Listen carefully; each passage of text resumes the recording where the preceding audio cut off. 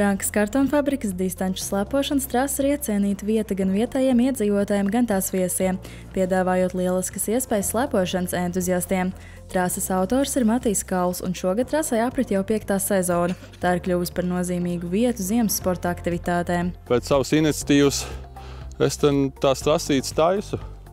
Lai nav nekur citur jābraukā trenēties, pats sākums bija, kad izdomāju uztaisīt pļavā aplīti un slēpot. Un tad, kā es viņu izreklamēju, palaidu Facebookā informāciju. Un tad tur gāza riņķī, kur ir lokācija, kur šī labā trase ir. Un tā arī te viss tas tapa. Atsaucība gana liela, un tad, kad viņi palika tik liela, tad nācās tās trases uzturēt kvalitatīvas.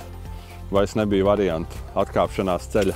Vietējie zemes īpašnieki ir ļoti pretīm nākoši, saka, droši darbojoties, taisa trases un slēpojot. Un kā uzsniegt pirmais sniedziņš, šogad viņš ir vēlāk, tā mēs mīcam trasi taisam. Lai gan ziema šogad pie mums iti nemaz nesteidzās, slēpotāji to gaidīja ar lielu nepacietību.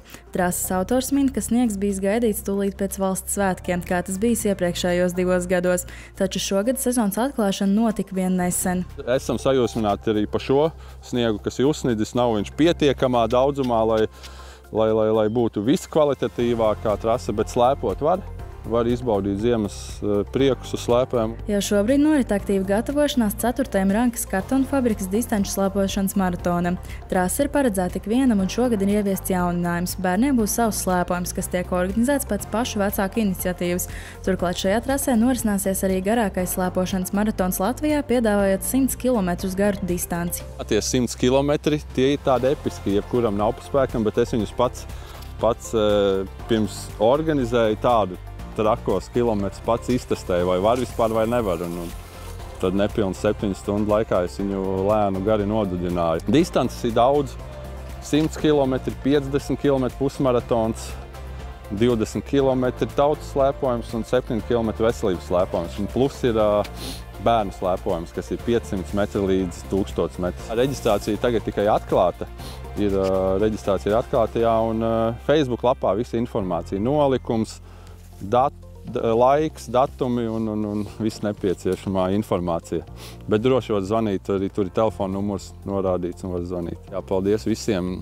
Šīs trases uzturēšanas un vispār maratona rīkošana nebūtu iespējama bez vietējiem atbalstītājiem, kas ir pirmais jau ir Gulbenes novads, Gulbenes novads sporta pārvalde, Grantiņa 1, Avoti, Sijā, Ķelmēni, Maizes ceptuve, MF Loģistika un Maisports, tāpat tās, un visi nāk pretī ļoti atsaucīgi un ir priecīgi par to, ka ir šādas trases un tāds pasākums. Bet, lai Rankas kartonfabrikas kvalitatīvās un garās slēpošanas trases kļūtu vēl labākas un garākas, tika īstenots projekts, kur atbalstīja biedrības Sataka un Lauku atbalsta dienests, nodrošinot līdzekļus slēpošanas trašu veidošanas tehnikas iegādai.